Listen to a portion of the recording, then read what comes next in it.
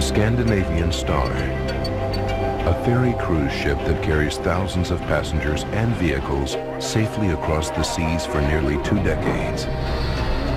Then, a normal crossing turns into a floating fireball, a hell on water for nearly 500 people in just 45 minutes.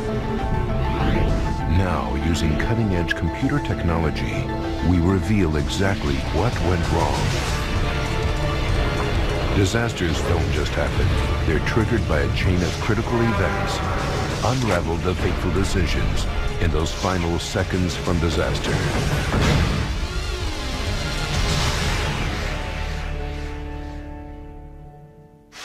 Norway, Oslo. April 6, 1990. It's Easter vacation, and after a brand new renovation, the 465-foot-long Scandinavian Star has joined the popular route between Norway and Denmark. She's scheduled to depart from Oslo at 7:30 p.m., carrying cars, 383 passengers, and 99 crew members. But the loading of the ship falls behind schedule. Waiting in a car on the dock with her family is Heidi Jensen, 11 years old at the time. We heard about the delay, so my mother and brother went on board, while my dad and I waited. Despite the delay, the passengers are looking forward to their voyage.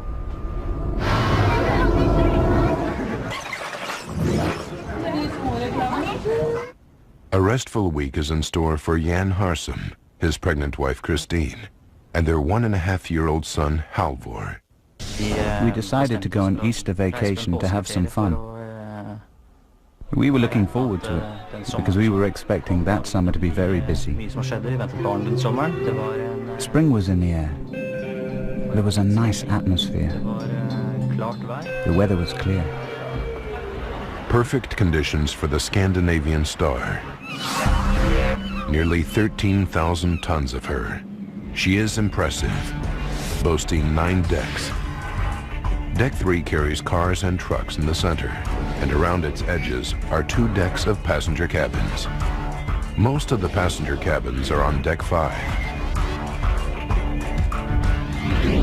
On the 3 decks above, there are lounges, shops, a restaurant, bar, and disco, all on a route well known for its party atmosphere. The bridge housing the ship's main controls is on Deck 8. At the helm this night is Captain Hugo Larsen. With 22 years' experience, the passengers should be in good hands. 9:45 p.m. Finally, the mooring lines are cast off, and the Scandinavian Star departs, albeit 2 hours and 15 minutes late.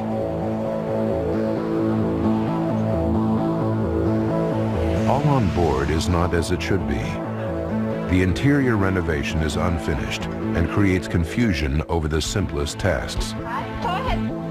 Jan Harsum has already had a mix-up over his cabin number, and the problems continue at reception. Then the key we were given wasn't the right one, so I had to go all the way back to reception again to get a new key. Even an 11-year-old knows that something is wrong. The crew didn't understand Norwegian or English or anything, and were running about looking very stressed. But soon the disorganization is little more than an inconvenience. They put the problems behind them and enjoy the restaurant, bar, and other facilities on board. I was looking forward to going to the tax-free shop and doing some shopping. It's the sort of thing girls that age enjoy. I didn't want to stay in the cabin. That was boring. At midnight, younger passengers like Heidi are in bed, but Jan Harsum is restless. So he leaves his sleeping wife and young son to check out the activity at the Star's slot machines. Our son Halvor was only little and needed to sleep, so I walked around the ship a bit, just observing people and situations, and it seemed as if people were settling in.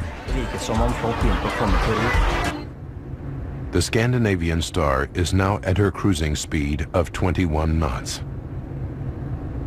The sea is calm, the night clear. The gentle motion of the ship should promise passengers a good night's sleep. But their dreams will soon morph into nightmares. 2 a.m. The Scandinavian Star has been at sea for just over 4 hours. The late-night crowd is still partying in the ship's bar and disco on Deck 8, but their fun is about to end. 5 decks below, a small fire has started in the hallway. The fire takes hold and gains strength, creeping up the walls and along the ceilings, while the sleeping and partying passengers remain oblivious. Not even 10 minutes after it starts, the fire reaches a stairwell and climbs through the ship's interior, igniting Deck 4. The passengers still have no idea that beneath them, a fire is tearing its way through the ship. Captain Larsen, up on the Star's bridge, is also unaware of the fire. The smoke and flames are growing into a monstrous inferno, yet no one has seen the fire and set off the alarm. A group of young athletes is en route to a training camp, enjoying a trip of freedom and independence. One of them is Vidar Skillingsas. He was 14 years old. For a 14-year-old travelling without parents to Denmark, along with the rest of the gang, it was very exciting. And clearly, not having to go to bed when our parents would have told us to was great. So we could explore the ship's facilities, like the disco and slot machines. 2:11 a.m. Suddenly, Vidar and his friends notice smoke pouring from a stairwell on Deck 5. We saw smoke rising from the floor below, so we went straight down to reception. Receptionist Solveig Eckerhart receives the shocking news. 3 boys came running towards me and they were screaming, "There's a fire!" At first they didn't take us seriously, but then they saw the smoke following us. I saw the smoke billowing after them. It was so thick I could barely make them out. And I stood there thinking, we can't deal with this. We're going straight to hell. So I call the bridge, call Captain Larsen, and tell him there's a fire raging on the stern deck. At 2:15 a.m., 15 minutes after the fire ignites, Captain Larsen finally learns that his ship is in trouble. Warning alarms start to go off as other people see smoke and hit the emergency switches, but they only sound on the bridge. With no idea of the scale of the fire, every decision the captain makes will have a direct impact on the hundreds of people on board the Star. And some will not live to recount the horror that is to come. A raging fire is rapidly spreading through the ferry cruise ship Scandinavian Star. Of the 8 decks, both 3 and 4 are ablaze, and the lives of nearly 500 people are in grave danger. –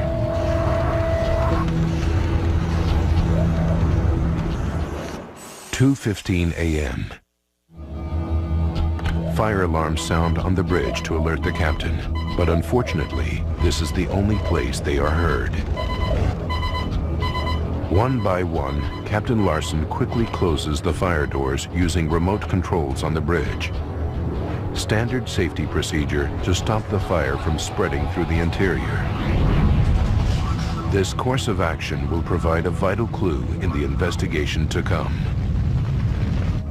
Captain Larsen then sounds the ship's general alarm to alert everyone on board that there's a fire.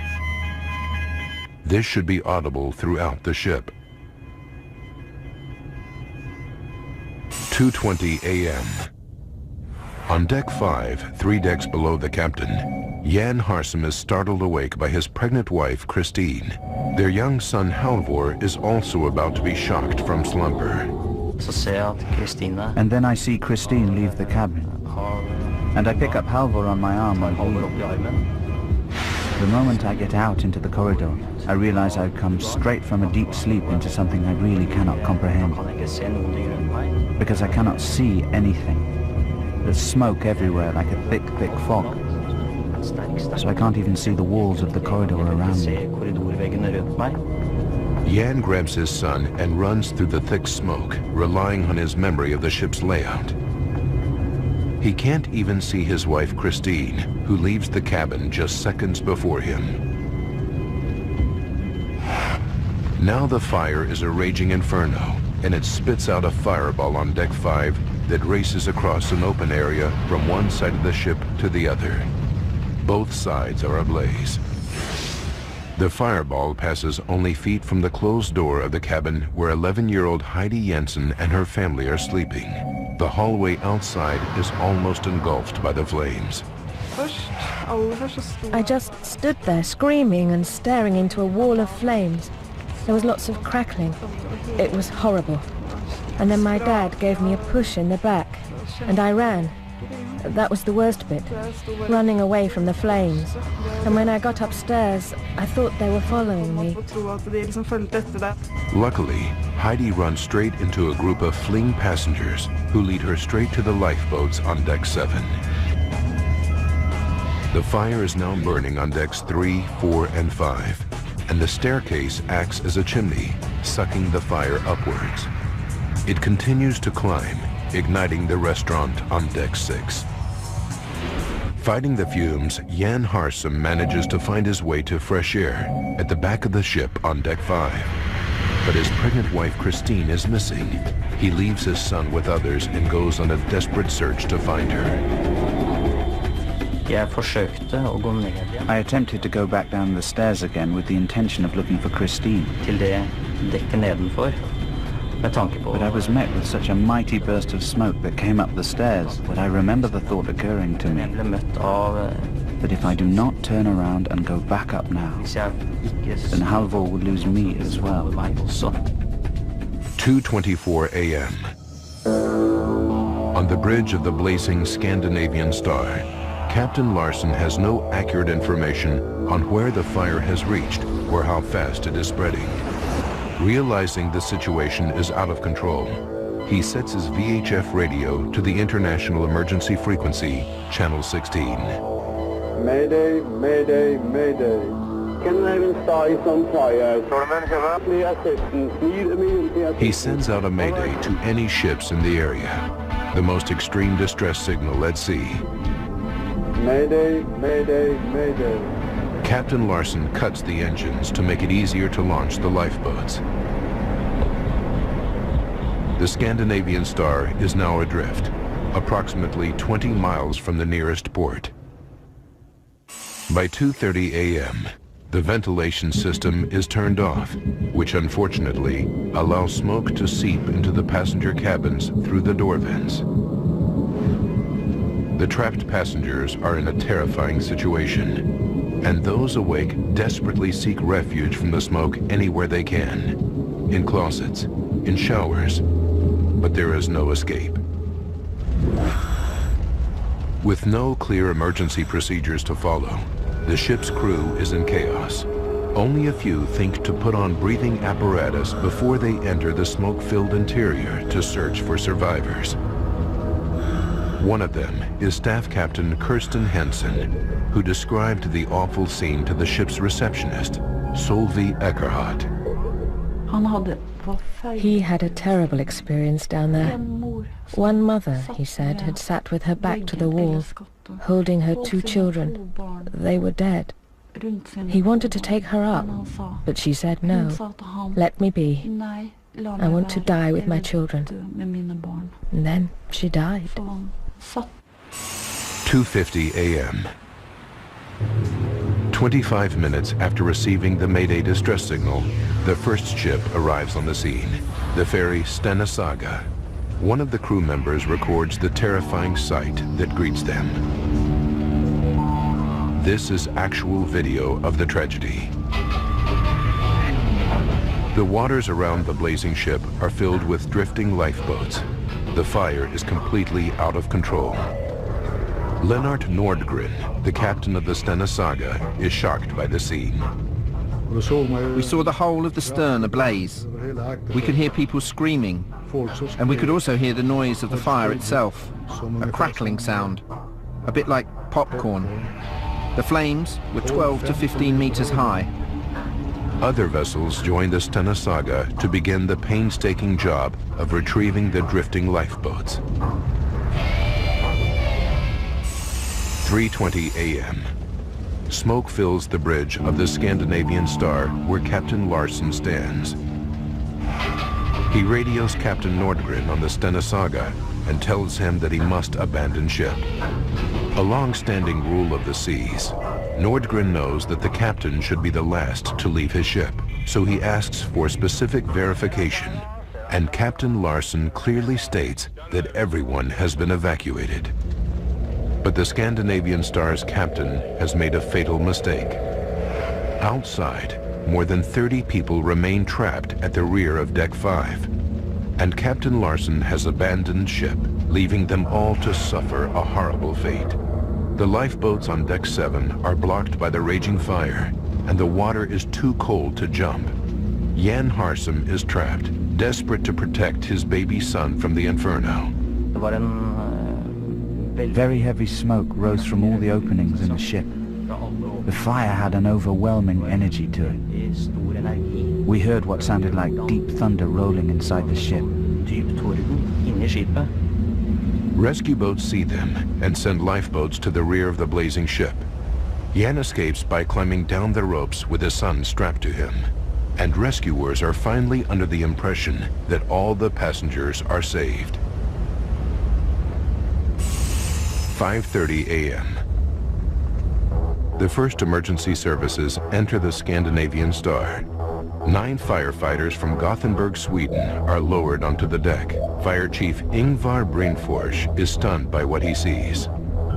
When we made contact with the ship, the sight made our hair stand on end. It was an incredible sight.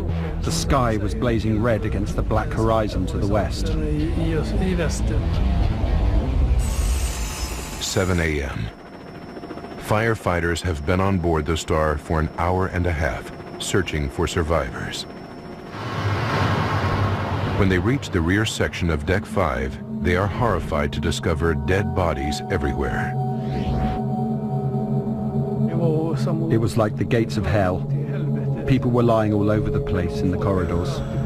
We broke down the doors so we could get into other places, and there were people lying on their beds, in the lavatories, in the showers. We counted 71 victims in there. The final count at the rear of Deck 5 is 76. Nearly half the people who die succumb in this one small area. What made it so dangerous? Survivors are taken by rescue boats to Sweden, Norway, and Denmark. People become separated in the confusion, and many don't even know if their loved ones are safe in a different port or left behind on the burning ship. This news footage shows Heidi Jensen and her family as they arrive in Sandefjord, Norway. For her father, an ex-sailor, seen here carrying her younger brother, it's too much to handle. I saw Dad's reaction. He started crying. I think he began to take in what had happened. It had not sunk in before that. But when I saw him reacting in that way, I started thinking it was something big we had experienced, something awful. Firefighters on the Scandinavian Star continue to scour the smoking ferry while it's towed to Lysekil in Sweden. As they widen their search, the death toll continues to rise. Jan Harsum and his son Halvor reach land, but there is still no news of his pregnant wife, Christine.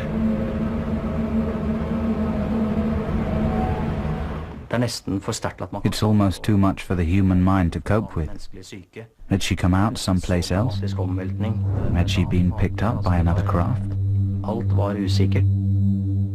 After a week of agony, the police deliver the awful news. So Christine's casket and our little son, she was, as I've mentioned, pregnant, were then brought to the churchyard in Asker where we lived and placed there. Christine Harsum leaves the same cabin at the same time as Jan, yet he lives and she dies.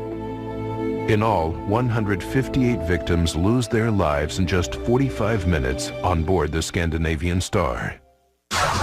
Now, we rewind the events of that day and go deep into the investigation to reveal what really happened. How did the fire start? Why did so many people die in one small section of the ship? Advanced computer simulation will take us where no camera can, into the heart of the disaster zone.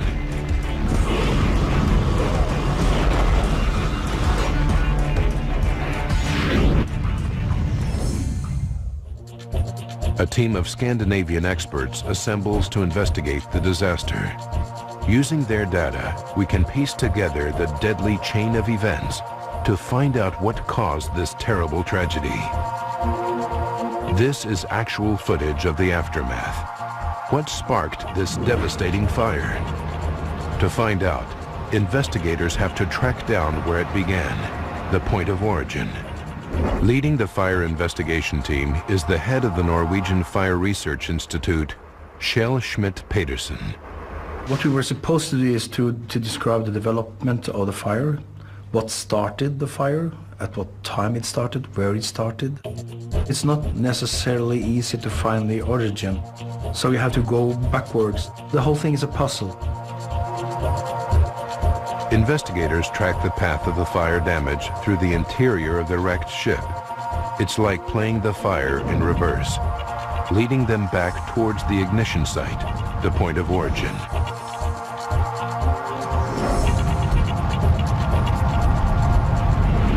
The trail ends in a hallway on deck 3. The answer to what starts the devastating blaze must lie in the wreckage of this hallway, seen here in their original video. A pattern of burn damage marks the exact spot where the fire started, and they even discover traces of cloth.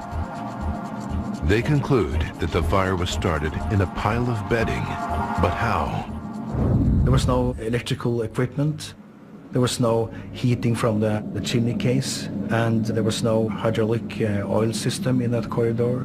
We found no equipment or anything that could have naturally started the fire. It could have been set accidentally by a passenger or crew member, but the passenger cabins on deck 3 were not in use. The deck should have been empty. Investigators are mystified. The truth will only become clear when they unravel all the secrets of the Scandinavian Star's fatal blaze. 2 a.m. Using forensic science, Schmidt-Pedersen's team calculates that this is when the fire starts, and there are only 45 minutes to disaster. Investigators focus on the escalation of the blaze to determine how the fire, sparked in a simple pile of bedding, turns into a massive inferno and sweeps through the 465-foot-long Scandinavian Star. Starts the fire remains unclear. Investigators do establish that it began at 2 a.m. when a pile of bedding ignites on deck 3. But they are puzzled as to how the fire grows into a massive blaze.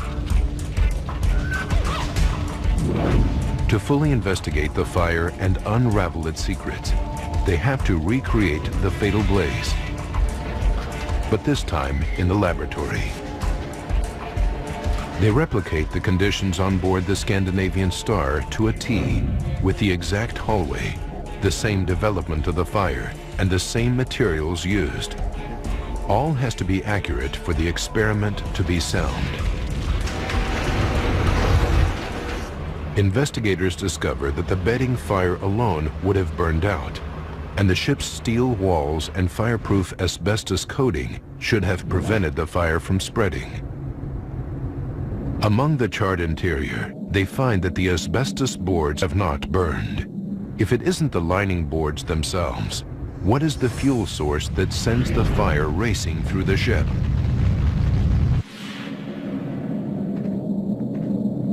Investigators dig deeper and discover that the decorative white finish that covers the asbestos boards has completely disappeared.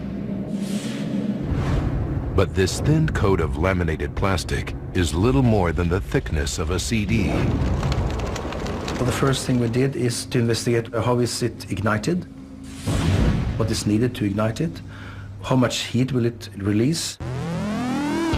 Schmidt-Peterson's experiments reveal that the laminated plastic wall coating is extremely flammable. Burning 10 square feet of this lining is equivalent to throwing almost half a gallon of gasoline into the blaze. The main fuel for the fire on board the Star is this thin plastic coating. Its only job is to make the ship's interior look good, but it's so flammable that the fireproofing of the asbestos is useless. 36 minutes remain. Based on their experiments, Schmidt-Peterson's group calculates that the laminated plastic wall coating is now burning out of control. They know that it fuels the fire, but how does it spread beyond the hallway on deck 3? The ship's fireproof bulkheads and fire doors should contain the blaze, but they don't. We have 2 bulkheads on the ship, one here and one here, and they're supposed to divide the ship into 3 different compartments, giving the result that a fire within one compartment should not spread to the other compartment. Fire doors allow passengers through the bulkheads and subdivide each compartment to contain a fire. But all this is useless if the fire doors are not shut. On the bridge, Captain Larson closes fire doors via remote control in areas where fire alarms are activated. But on the Scandinavian Star, the passenger area fire alarms are not automatic. They can only be activated manually, which means that doors only shut in areas where people see the blaze and press the alarm button. And of course, in the area where the fire started, there was no one pushing any button, so the doors were kept open.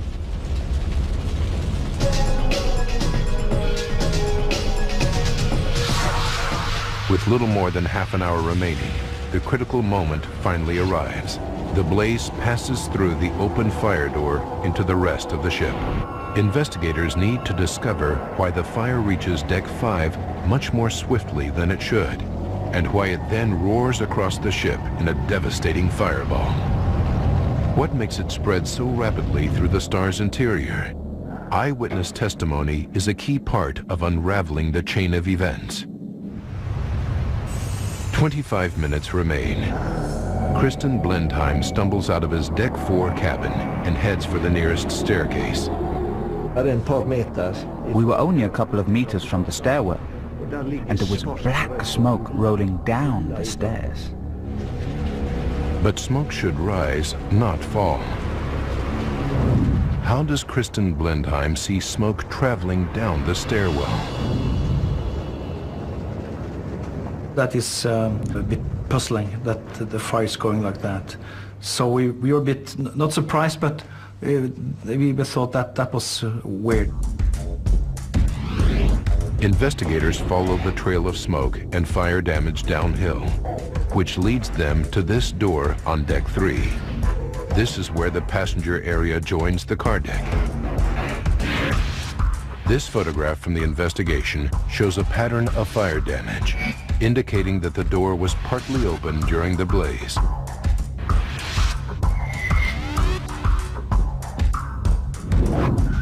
Another clue comes from the scorched van parked by the door. The damage is caused by hot gases coming through the door and burning the vehicle. The car deck is ventilated by powerful fans that suck dangerous exhaust fumes out of the ship. But with the fire door to the car deck open during the blaze, the fans literally suck the fire through the ship. The fire starts in a hallway on deck 3. Within 20 minutes, the airflow sucks it up the staircase to deck 5. There it transforms into a fireball that roars across the open space on deck 5 to the stairwell on the other side of the ship. The smoke and flame is then sucked down the stairwell through the open fire door and into the car deck. 10 minutes later, the ventilation fans are off, but it's too late. What remains a mystery to investigators is why 39 victims at the back of Deck 5 fail to get out of their cabins. They focus on how the passengers are alerted. The main warning comes when the ship's alarm sounds. This should have alerted the passengers.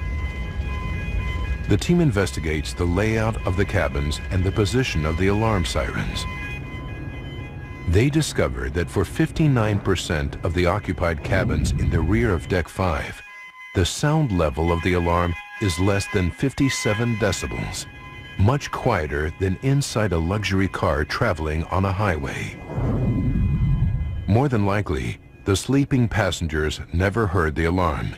It was just too quiet. Expert fire training officer Chris Harris knows why. It starts off very loud, and it starts travelling down the alleyway. And it has to turn left or right through another alleyway, and it carries on and on and on. But of course it's passing the cabin doors where the passengers are. So it's restricted again. Plus, of course, the ship being a living ship, we have inbred sounds all the time. The ventilation, the engine noise. With the alarm masked by the distance, the ventilation noise, and the engines, the passengers in those cabins probably never even woke up. But 37 of the victims at the rear of Deck 5 are found in the hallways outside their cabins. They must have either heard the commotion or the alarm. So why did they fail to escape? The mystery surrounding those who survived and those who perished is about to be solved. On the ferry cruise ship Scandinavian Star turns deadly when a massive fire on board claims the lives of 158 people. With 30 minutes left, the alarm sounds and people in the rear of Deck 5 frantically try to escape. 37 bodies are found in the hallways. Jan Harsem's wife Christine is one of them, and yet Jan, escaping from the same cabin at the same time, survives. What did they do differently to determine this tragic twist of fate? Investigators study the layout of the ship for clues about the mysterious rear of Deck 5. Fire safety engineer Professor Ed Galea knows that what they find is horrifying. Scandinavian Star had a particular problem on Deck 5 towards the aft section. You would find, when you walked along this corridor, it's a dead end, and the exit is just back from the end of the corridor. On the other side of the vessel, you had a similar dead end, and then to get out, you need to come back. Life or death is determined by spontaneous decisions as people struggle to escape from the confusing maze of the Blazing Star's interior. Jan Harsem and his young son Halvor turn right when they reach these hallways, but his pregnant wife Christine makes a fatal mistake and turns left, where ultimately she can't find an exit in the maze. He turns right, she turns left, a tiny decision that saves his and Halvor's life, yet takes Christine's. Investigators now understand what the victims faced trying to escape from the Scandinavian Star. But one question remains: what actually kills them? Despite the fire's ferocity, the bodies found at the rear of Deck 5 are not burned. So if it isn't the flames, what is it that claims the lives of so many victims? The investigators' attention is drawn to the thick smoke generated by the burning wall linings that fill the interior. Their experiments reveal that the smoke on the Scandinavian Star is incredibly toxic. Not only does it contain carbon monoxide, but something equally deadly, hydrogen cyanide. Hydrogen cyanide is a rapid killer, and if you know some history, you know that that was the same gas Hitler used against the Jews in the concentration camps. So it's a real killer. When hydrogen cyanide and carbon monoxide are inhaled together, the combination is devastating. Of the 158 victims, all but 10 perish by breathing the deadly smoke.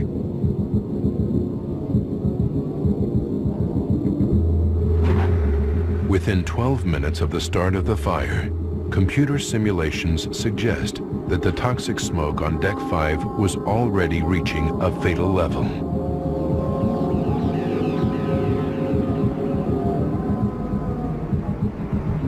We reckoned that when the captain got a message of the fire, saw this light comes up on this board, the situation was critical already for the people on board. Once the toxic smoke reaches the passenger areas, the timeline becomes less exact. The victims did not survive to record them. 45 minutes after the fire starts, Schmidt-Peterson's group calculates that the disaster is at its peak. The fire is out of control. The interior is filled with deadly smoke. All of the victims in the cabins and hallways have died, either trapped in their cabins or lost in the interior.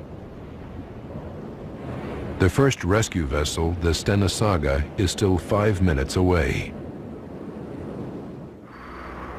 Investigators remain puzzled because in emergency situations, the crew is responsible for the safety of passengers, and they're supposed to be trained to handle emergencies. It's clear that they did not know how to handle the disaster on board the Scandinavian Star. Investigators check the ship's logs and registers and interview the crew. Then they discover the truth. The seeds of the disaster were planted more than 2 weeks before the fatal fire. The Scandinavian Star was rushed into service as a ferry cruise ship and had only been in Scandinavian waters for 15 days. Before that, she was working as a casino cruise ship with a different crew more than 3,400 miles away in Miami. The ship's managers scheduled just 10 days to convert the ship from a casino cruise ship to a passenger ferry and train an almost completely new crew. Not nearly enough time. Not one single fire drill had been carried out. Even worse, they discovered that many of the new crew didn't speak English or any of the Scandinavian languages. So confusion in the multilingual crew is a problem from the very start of the ferry's journey. When the catastrophe happens, the crew organization simply falls apart. The Scandinavian Star was simply an accident waiting to happen. Yet the final key question remains. How did the fire start in the first place? Of seconds from disaster. Investigators determine how a catastrophic fire races through the Scandinavian Star. Now they focus on how the fire starts, and they make a chilling discovery. It isn't the first fire on board the ship that night. 15 minutes before the fatal blaze, there's another fire. Kristen Blendheim witnesses it firsthand as it happens right outside his cabin. I tear the door open and see flames from the floor to high up under the ceiling.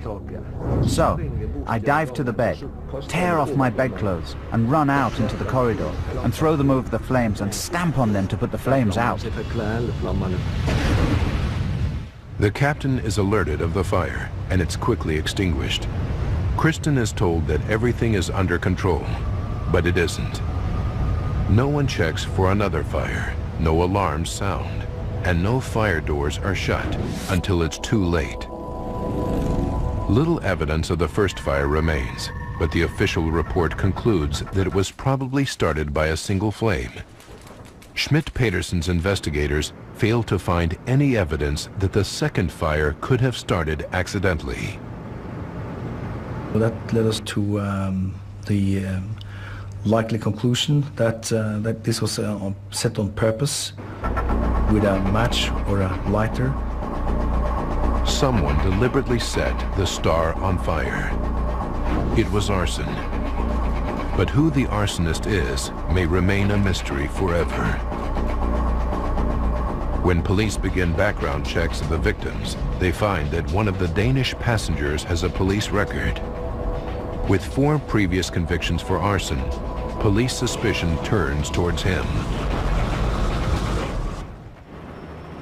However, the Scandinavian Star had 2 sister ships when she worked in the U.S., and all 3 of them suffered major fires in the 7 years preceding the disaster. In fact, only 2 years before the fatal voyage, there was a major incident on the Scandinavian Star. Her engine room caught fire. The ship was heavily criticized at the time by the U.S. National Transportation Safety Board. One of their main findings was the lack of a common language among the crew, exactly what the Scandinavian investigators conclude. A deadly chain of events leads to the disaster, yet a break anywhere in the chain might have prevented or at least reduced the catastrophe. If the crew had been better prepared, more passengers might have been evacuated. If the captain had responded effectively to the first arson attack, the second fire might have been caught sooner. If someone had been on deck 3 to report the fire, it never would have gained such a deadly hold. If there had been smoke or heat alarms in the passenger areas, the fire could have been caught when it was still small. If all the fire doors had been shut immediately, the fire would have been trapped and unable to spread. If the alarm had been louder, more of the sleeping passengers would have been roused in the rear of deck 5. If the walls had been fitted with a fireproof lining that did not produce poisonous smoke, people could have survived. But none of these things happened, and 158 people perished.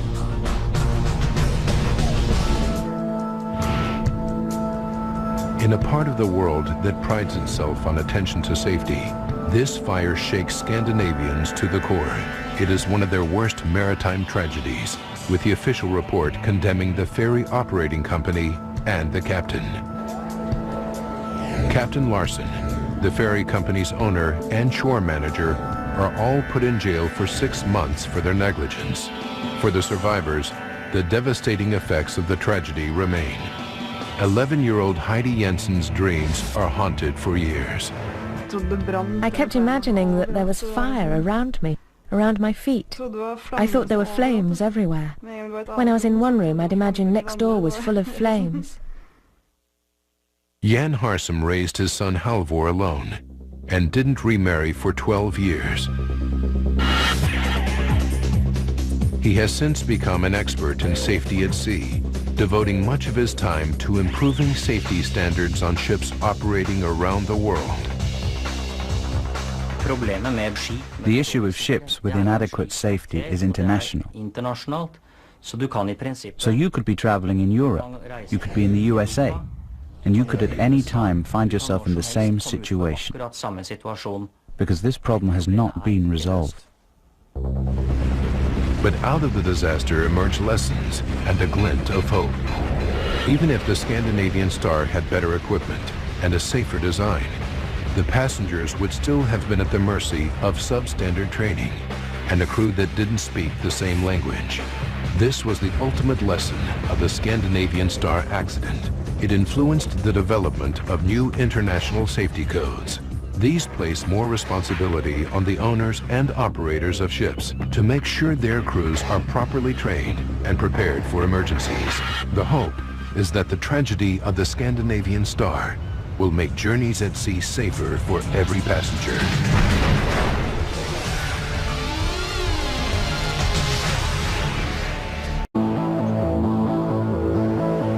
all on board is not as it should be.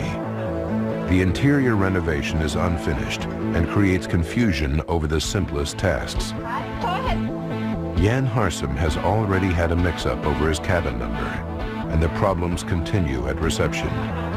Then the key we were given wasn't the right one, so I had to go all the way back to reception again to get a new key. Even an 11-year-old knows that something is wrong. The crew didn't understand Norwegian or English or anything, and were running about looking very stressed. But soon the disorganization is little more than an inconvenience. They put the problems behind them and enjoy the restaurant, bar, and other facilities on board. I was looking forward to going to the tax-free shop and doing some shopping. It's the sort of thing girls that age enjoy. I didn't want to stay in the cabin. That was boring. The Scandinavian Star, a ferry cruise ship that carries thousands of passengers and vehicles safely across the seas for nearly 2 decades. Then, a normal crossing turns into a floating fireball, a hell on water for nearly 500 people in just 45 minutes. Now, using cutting-edge computer technology, we reveal exactly what went wrong. Disasters don't just happen. They're triggered by a chain of critical events. Unravel the fateful decisions in those final seconds from disaster.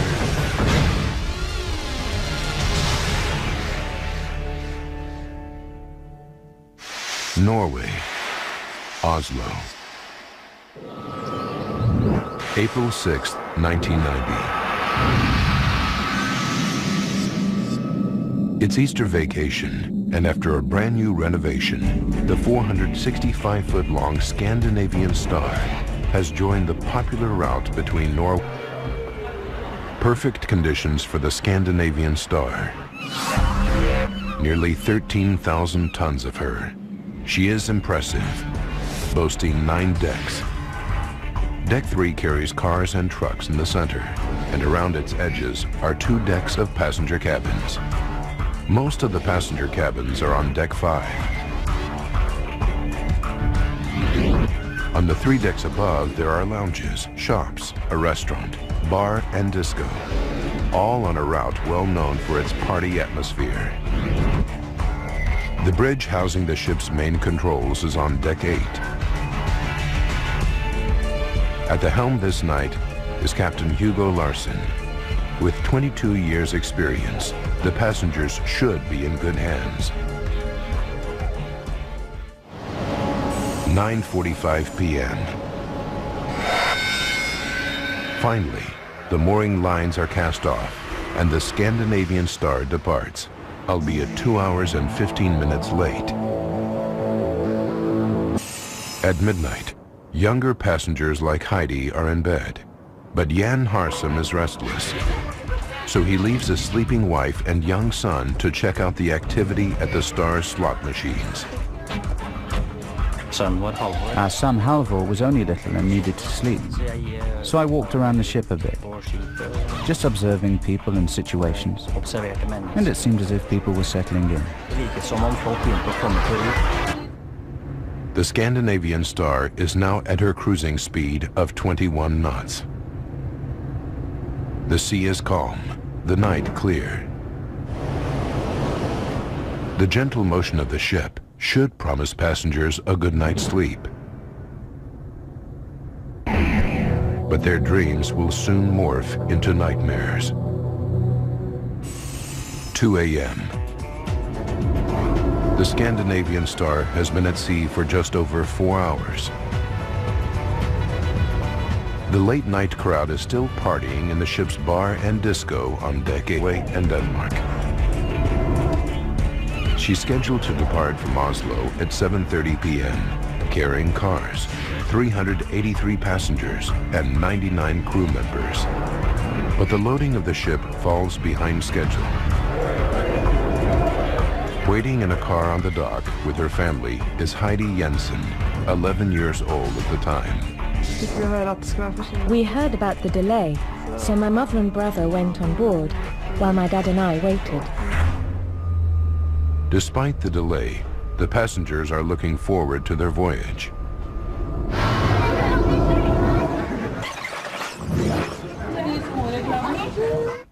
A restful week is in store for Jan Harsum, his pregnant wife Christine, and their 1.5-year-old son Halvor. We decided to go on Easter vacation to have some fun. We were looking forward to it, because we were expecting that summer to be very busy. Spring was in the air. There was a nice atmosphere. The weather was clear.